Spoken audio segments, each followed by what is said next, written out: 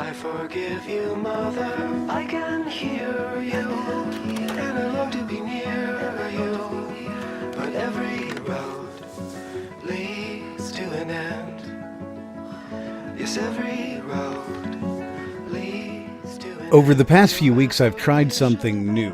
Rather than the fallback standard of playing CSGO and trying to win my 10,000th round, we decided it was time to try out some story-driven games during our streams on Twitch. Specifically, short, emotional games. Games that make you cry or make you feel something. It's not that I don't play these games, it's that I don't play them regularly. And quite frankly, it's difficult for a title to really tap into what makes me tick, what makes me feel. The number of times that I've played a title and said, oh, this is the emotional moment, the part I'm supposed to feel something, and rationally known that the story wanted to manipulate me in some way. And in an irony, the blatant manipulation of my feelings instead leads me to feel nothing but manipulated. It seems that in order for a game to be considered well written, it has to in some way attempt to be sad, usually by killing off a supporting character. This is rarely earned, however. Instead, we are mostly treated to one of three shocking moments meant to tell you that you should be sad right now.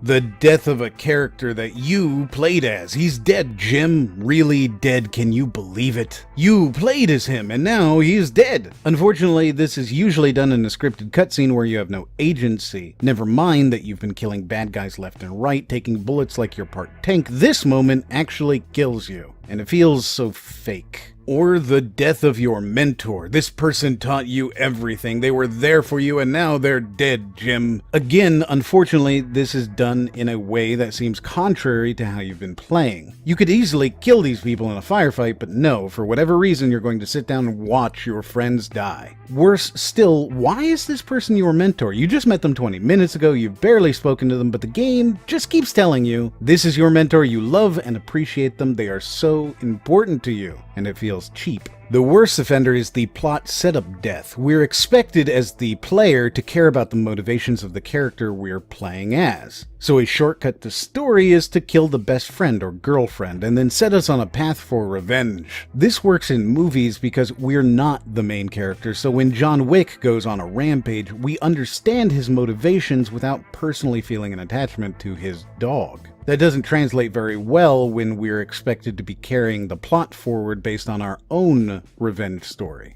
You typically have absolutely no attachment to these people, and so you're automatically forced out of immersion to suspend your disbelief and try to identify with this other person. Instead of truly falling into the immersion of first-person shooters where you are the character, you're forced to see you as the player as a ghost following some faceless character around. It feels lazy. The best emotional moments in these games are the ones that are unexpected or that let you control fate to an extent that you feel that this is your fate. When I think of the most emotional games I've played, I immediately think of The Walking Dead Season 1. While the game clearly showed that you were working your way to your death, it made you feel like you had a lot of agency and choice in whether that death would arrive. When you make the choices that lead to that inevitable ending, they always feel like your choices. Yes, you're playing as someone else, but that someone else is another version of you. It acts like you, speaks like you, makes decisions you would make. And when that other you dies, it's the same choice you would have made. It makes it powerful, and there's a reason why this is my most emotional moment.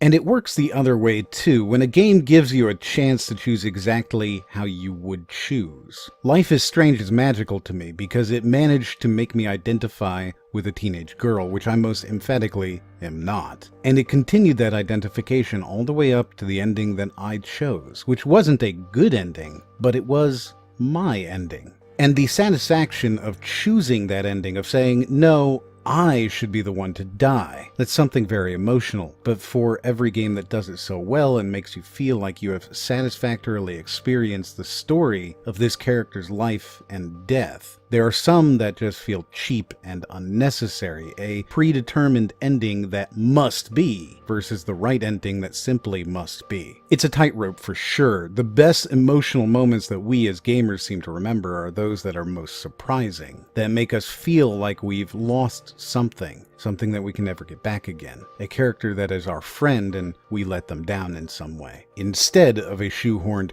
emotional moment that might garner a lot of conversation but holds little in terms of emotional power, or is so confusing that we require lengthy breakdowns to even understand. There's an art to writing an emotional moment, and it's an art so many game developers seem happy to simply overlook. Sadly, there's no huge financial incentive to producing an incredible story for most of these games, when they can instead make a multiplayer-only title filled with microtransactions, something we spoke about in our single player is dead video. Skillful writing can even make the death of a mentor character that you've never met before impactful in a way that makes you physically ill, and taking agency away from you plays directly into the story and delivers an even more impactful hit.